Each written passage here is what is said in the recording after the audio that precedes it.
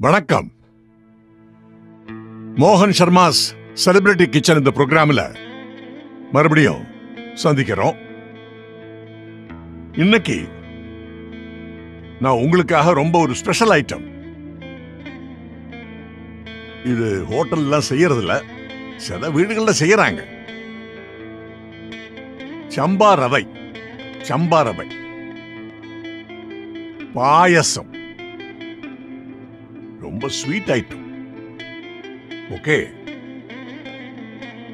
அதுக்கு தேவையான பொருட்கள் என்னென்னங்கிறத முதல்ல பார்ப்போம் வாங்க. இது பாத்தீங்களா, இதுதான் சம்பா ரவை. சம்பா கோதம்பு அதுல பண்ணின ரவை, அது உடைச்சு பண்ற ரவை. அது ஒரு கப்பு. இது சர்க்கரை, இது பால், கொஞ்சம் நெய், முந்திரி பருப்பு, திராட்சை, காடமம் பவுடர். இந்த ஐட்டங்கள் தான் இன்னைக்கு பாயசம் செய்ய நம்ம பயன்படுத்த போறோம். சோ இந்த சம்பா ரவை பாயசம் செய்யறதுக்கு என்னென்ன பொருட்கள் தேவைங்கிறத நம்ம பார்த்தோம். இப்ப செய்யற முறைய பார்ப்போமா வாங்க. இந்த பர்னர் தான் யூஸ் பண்ண போறோம். பர்னர் ஸ்டார்ட் பண்ணிக்கிறோம். பாருங்க, ஃப்ளேம் வந்தாச்சு.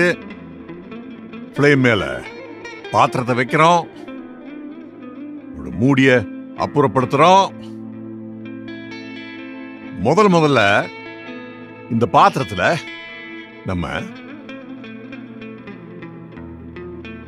இது பாருங்க, ஒரு நீளமான ஸ்பூன் அதை எடுத்துக்கணும். கொஞ்சம் நெய் இந்த பாத்திரத்துல நம்ம போட்டுக்கிறோம்.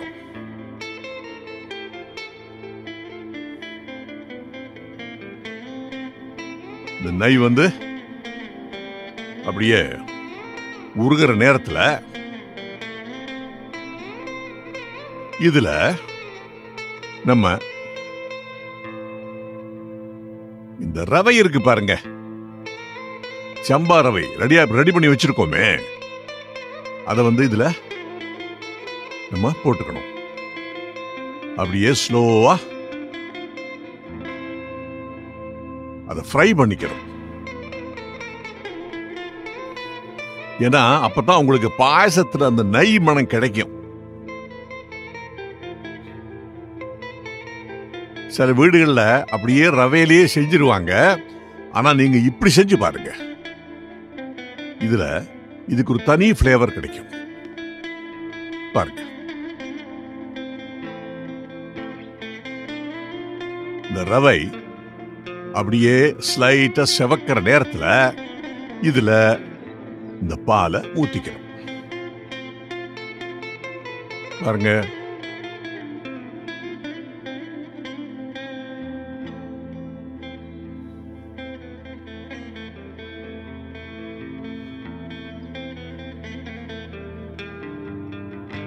பாத்தீங்களா, இந்த ரவை இந்த பால்ல டைரக்டா குக் ஆகணும்.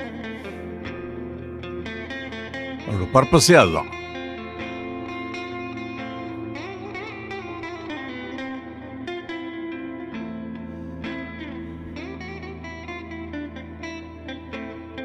பாருங்க,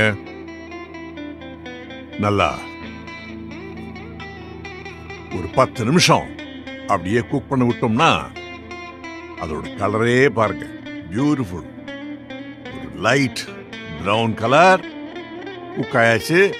இந்த நேரத்துல இதுல கண்டென்ஸ்ட் மில்க்,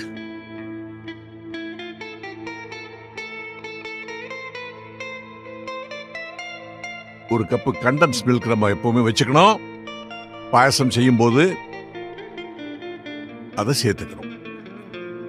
இது எல்லாரும் செய்யறது இல்ல, ஆனா இது என்னோட முறை. அதுக்கப்புறம் நம்ம தேவையான அளவுக்கு சர்க்கரை போட்டுக்கிறோம்.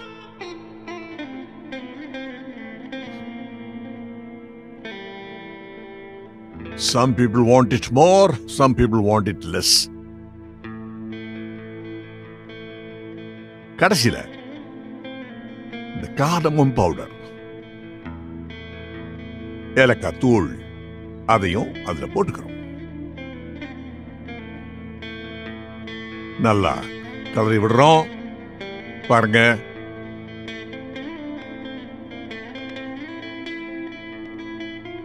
பாத்தீங்களா? சோ அது அப்படியே மூடி பக்கத்துல வச்சுக்கிறோம். ஃப்ளேம் இப்பவும் ஆனா இருக்கு, ஆனா லோ ஃப்ளேம்ல வச்சிருக்கோம். இந்த பேன் ஃப்ளேம் மேல வச்சுக்கிறோம். இந்த பேன்ல கொஞ்சமா நெய் போட்டுக்கிறோம்.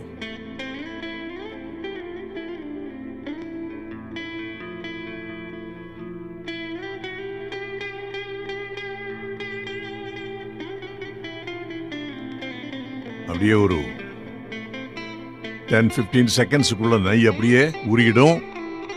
உருகினதுக்கு அப்புறம் இந்த முந்திரி பருப்பு இருக்கு பாருங்க, அதை முதல்ல ரெடி பண்ணணும்.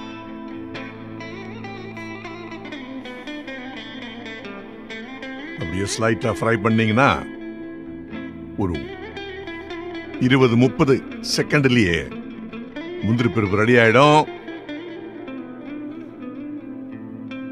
இந்த நேரத்துல தான் நம்ம இதுல திராட்சை வச்சிருக்கோமே அதை சேர்த்துக்கிறோம். திராட்சை பாருங்க,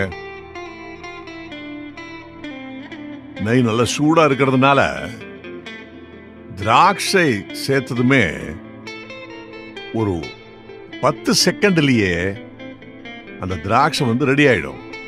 அதுக்கு அறிகுறி வந்து அது பியூட்டிஃபுல் நல்ல பால்ஸ் மாதிரி, பந்து மாதிரி. பாத்தீங்களா? அதோட ஷேப்பே அப்படியே பாருங்க,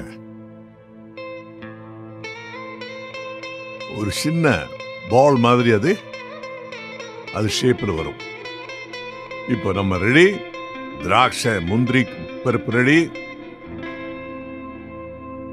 அண்ட் திராட்சையும் ரெடி. இப்போ இந்த ஃப்ளேமை ஆஃப் பண்ணிக்கிறோம். இதை வந்து நம்ம இந்த பாயசத்துல போட்டுக்கிறோம்.